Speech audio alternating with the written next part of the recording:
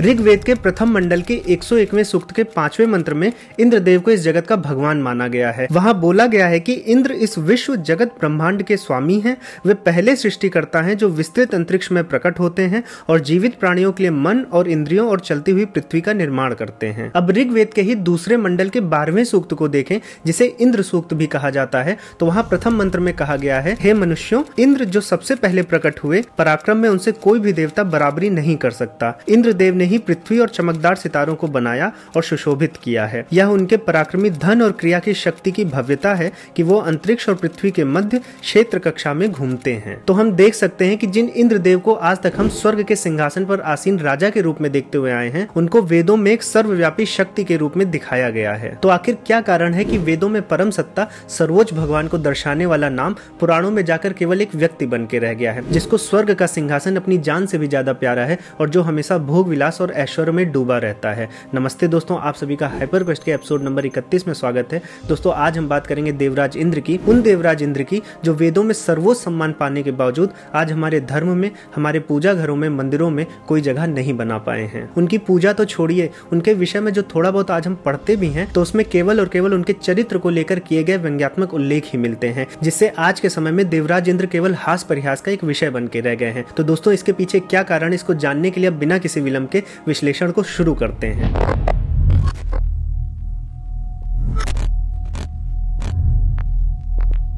दोस्तों, विश्व का सबसे प्राचीनतम ग्रंथ ऋग्वेद है और ऋग्वेद में 1028 सूक्त हैं। अब ये सूक्त क्या होते हैं? सूक्त कुछ मंत्रों के समूह होते हैं और ये हर एक सूक्त किसी न किसी ऋषि द्वारा दृष्ट किए गए होते हैं और एक या एक से अधिक देवता को समर्पित होते हैं। अब ऋग्वेद में जो 1028 सूक्त हैं, इनमें से 250 से ज्यादा सूक्त इंद्रदेव को समर्पित हैं। मतलब 1/4 से ज्यादा जो मंत्र हैं वो इंद्रदेव पर दृष्ट हैं। अब अगर हम इंद्रदेव को समर्पित वैदिक मंत्रों को देखें तो आज की हमारी जो इंद्रदेव को लेकर समझ है वो उसके बिल्कुल विपरीत जाते हैं। वेदों में इंद्र प्रकृति की कोई साकार दृश्य वस्तु नहीं है, न किसी वस्तु का अवतार। वो एक मीडियम की तरह है, एक माध्यम की तरह है, एक दैवीय शक्ति की तरह है जो बिजली, वर्षा और नदियों के जन्म का कारण है। वैदिक ग्रंथों के कई मंत्रों में इंद्र द्वारा बादलों को भेदना, बिजली रूप में गर्जना पैदा करना, वर्षा करना और फिर पर्वतों को काटकर नदियों के मार्ग का निर्माण करना, इन आदि विषयों के बारे में बताया गया है, लेकिन एक दैवीय शक्ति के रूप में। जैसे कि अगर आप ऋग्वेद के प्रथम मंडल के 32वें सूक्त के प्रथम मंत्र को देखें तो वहां पर बोला गया है कि मैं वज्र के स्वामी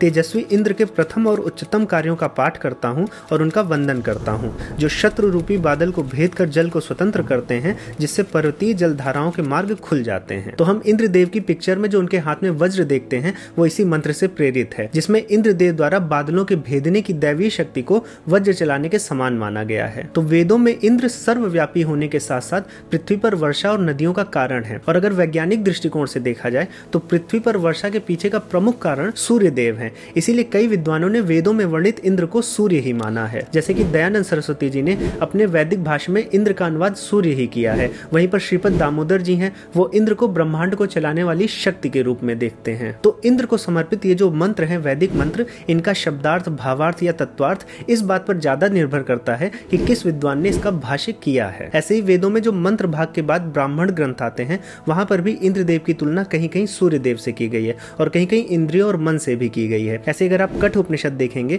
तो वहां पर इंद्र को प्राण माना गया है और वहीं ऐत्रेय उपनिषद में इंद्र को आत्मा बोला गया है। तो वैदिक ग्रंथों में जो इंद्र का स्वरूप है वो एक अदृश्य शक्ति के रूप में बताया गया है, जो ब्रह्मांड को या फिर मनुष्य के मन को चलाता है। लेकिन वही हम अगर उत्तर वैदिक काल में आ जाएं, जब पुराणों की रचना शुरू हुई, तो वही इंद्र फिर नशे में लिप्त सुखवादी भोग विलासी देवता के रूप में प्रस्तुत किए गए हैं, जिससे उनका महत्व आज के समय में बहुत कम हो गया है।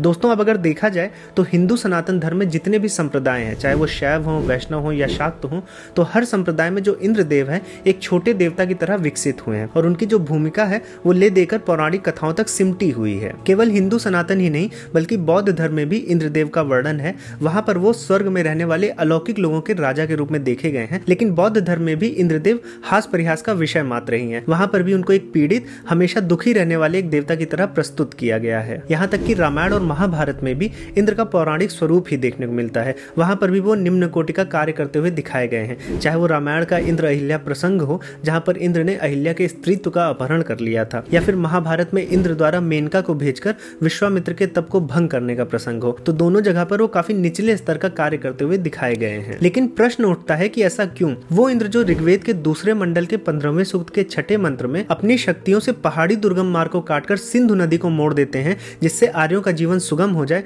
तो क्या वही आर्य आगे जाकर इंद्र को इस तरह से अपमानित करेंगे? तो कुछ ना कुछ तो कारण जरूर रहा होगा। दोस्तों, अगर आपको भी आर्यों के इतिहास और सिंधु घाटी सभ्यता में रुचि है और आपके पास बहुत समय नहीं है किताबें पढ़ने का, तो मैं आपको रिकमेंड करूंगा कि आप कुकू एफएम पर truth behind the Aryan invasion theory और इंडस वैली सिविलाइजेशन पर ऑडियो बुक्स को सुने। एक घंटे की हैं। पहली ऑडियो बुक में जहां आपको पता चलेगा कि आर्य कौन थे, नो हॉर्स थ्योरी क्या है, या फिर सरस्वती नदी का क्या रोल रहा है, वहीं दूसरी ऑडियो बुक में आपको प्री और पोस्ट वैदिक काल की जो आर्ट रही है, पॉटरी रही है या फिर ट्रेडिंग रही है, उसके बारे में भी पता चलेगा। दोस्तों, ये ऑडियो बुक सुनते समय आप कुकू एफएम के 2 फीचर्स का फायदा उठा सकते हैं। पहला है मेक अ नोट फीचर। इस फीचर का लाभ उठाकर आप किसी भी इंपॉर्टेंट पॉइंट को नोट डाउन कर सकते हैं जो आपके आगे भी काम आएगा। और दूसरा, आप इसमें स्लीप टाइमर भी सेट कर सकते हैं। मान लीजिए आप रात में सुन रहे हैं और सुनते सुनते आप सो गए, तो आपकी बैटरी वेस्ट नहीं होगी और ऑडियो बुक बंद हो जाएगी। तो दोस्तों, सीखने और जानने के लिए इससे बेहतरीन प्लेटफॉर्म आपको नहीं मिलेगा। यहाँ पर हिस्ट्री के अलावा business, finance, religion, self help जैसी कैटेगरीज में 10,000 से भी ज्यादा टाइटल्स उपलब्ध हैं। प्लस ऑडियो बुक के सुनने से आपके मोबाइल पर स्क्रीन टाइम कम हो जाता है,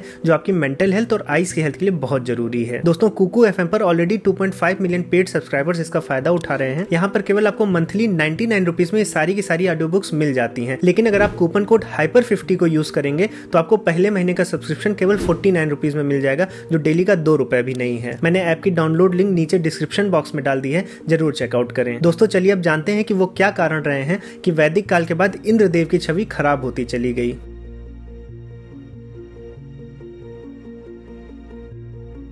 दोस्तों, अब ये जो विरोधाभास दिखता है हमें इंद्रदेव की 2 छवियों को लेकर, ये तभी संभव हो सकता है जब वेदों में वर्णित जो इंद्र हैं और जो पुराणों में वर्णित इंद्र हैं, ये दोनों अलग अलग हों, भिन्न हों। ये तभी संभव हो सकता है, और है भी ऐसा, क्योंकि वेदों में जो इंद्र हैं वो एक पूर्ण सत्ता है, पूर्ण शक्ति है। लेकिन पुराणों में इंद्र वस्तुतः एक पद है, एक पोजीशन है। यहाँ पर देवताओं के राजा का जो पद होता है उसको इंद्र कहते हैं। तो पुराणों में इंद्र कोई विशेष व्यक्ति नहीं है। पुराणों में कोई भी व्यक्ति इंद्र बन सकता है, अपनी शक्ति के अनुसार इस इंद्र पद पर विराजमान हो जाएगा, आसीन हो जाएगा और फिर इंद्र कहलाने लगेगा। क्योंकि अगर आप देखें तो विष्णु पुराण के 3 अंश के 1 और 2 अध्याय में, या फिर भागवत पुराण के 8 स्कंद के 1 और 13वें अध्याय में 14 इंद्रों के बारे में बताया गया है। ये 14 इंद्र अलग अलग 14 मनवंतरों में पैदा होते हैं। मनवंतर सनातन खगोल विज्ञान में समय को मापने की एक यूनिट होती है। एक संस्कृत का शब्द है, अगर इसका आप संधि विच्छेद करेंगे तो मनुधन अंतर मिलता है। मतलब कि 2 मनुओं के बीच की जो समयावधि है उसको मनवंतर बोलते हैं, या फिर आप बोल सकते हैं कि एक मनु की आयु को एक मनवंतर बोलते हैं। तो हर एक मनवंतर में एक एक इंद्र की बात की गई है। तो 14 मनवंतर हुए हैं, तो 14 इंद्र का हमें वर्णन देखने को मिलता है। अब अगर आपने विष्णु जी के अवतार कृष्ण जी द्वारा नरकासुर के वध की कथा सुनी है, तो उसमें नरकासुर भी इंद्र पद को हथियाना ही चाहता था। तो इंद्र एक ऐसा पद है जिसकी अभिलाषा बहुत लोग करते हैं, लेकिन इस पद की गरिमा वही वेदों वाली है। मतलब गरिमा तो वेदों वाली है, लेकिन जो व्यक्ति अभिलाषा करता है या फिर उस पर आरूढ़ होता है, वो कैसा कार्य करता है, इस बात पर डिपेंड करता है कि अलग अलग काल में इंद्र की इमेज बनेगी या फिर बिगड़ेगी। तो ये एक व्यक्ति विशेष के कारण इंद्र की इमेज बनती और बिगड़ती रहती है, लेकिन इंद्र जो पद है वो वही गरिमामयी वेदों वाला ही पद है। लेकिन अब एक प्रश्न ये उठता है कि जब वेदों में इंद्र को साक्षात ईश्वर की तरह दिखाया गया है, तो पुराणों में इंद्र को शिव जी की तरह या फिर विष्णु जी की तरह ईश्वर ही क्यों नहीं दिखाया गया, एक पद के रूप में क्यों दिखाया गया? दोस्तों, इसका उत्तर भी कुछ वैदिक मंत्रों में छुपा हुआ है। अगर आप कुछ वैदिक मंत्रों को देखेंगे तो उसके जो दृष्टा ऋषि हैं वो भी ये अभिलाषा रखते हैं कि इंद्र जो है उनके बच्चों के रूप में उत्पन्न हो। जैसे कि अगर आप ऋग्वेद के प्रथम मंडल के 10वें सूक्त के 11वें मंत्र को देखें तो वहां पर मधुछंदा ऋषि ने इंद्र को कुश का पुत्र बोला है, यानी कि विश्वामित्र का पुत्र बोला है। इसी तरह से अगर आप ऋग्वेद के प्रथम मंडल के 30वें सूक्त के 9वें मंत्र को देखें तो यहाँ पर इस मंत्र के दृष्टा ऋषि शुनाशेप ने इंद्र को अपना पुत्र बोला है। तो हम देख सकते हैं कि इंद्र जो एक अदृश्य परम शक्ति है,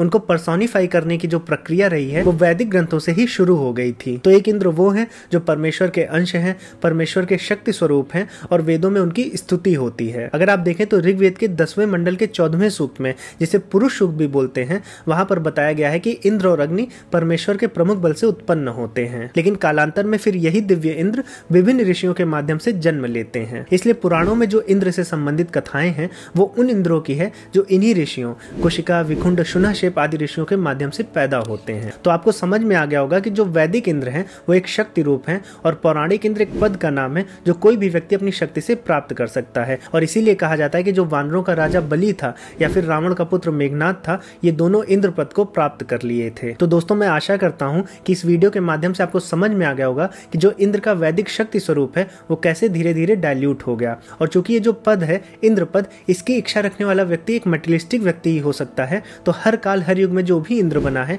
उसके प्रति वो वैदिक सम्मान नहीं जग पाया है। दोस्तों, अगर आपको ऐसी और इंटरेस्टिंग केस स्टडीज सुननी है तो आप कुकू एफएम पर जाकर ऐसी ढेर सारे सब्जेक्ट्स पर ऑडियो बुक सुन सकते हैं। मैंने लिंक नीचे डिस्क्रिप्शन बॉक्स में डाल दिए, आप जरूर चेकआउट करें। और अगर आपको ये एपिसोड पसंद आया है तो लाइक बटन को जरूर दबाएं और अपने परिवारजनों और दोस्तों में इस वीडियो को जरूर साझा करें। और दोस्तों, अगर आपने चैनल को सब्सक्राइब नहीं किया है तो चैनल को जरूर सब्सक्राइब कर लें, क्योंकि हम लोग हर सप्ताह ऐसी धर्म, विज्ञान और भारतीय इतिहास से जुड़ी वीडियोस लाते रहते हैं। दोस्तों, अब मैं इस वीडियो को दूंगा यहीं पर विराम। अब मैं मिलूंगा एक नए टॉपिक के साथ नई वीडियो में। तब तक के लिए जय श्री राम।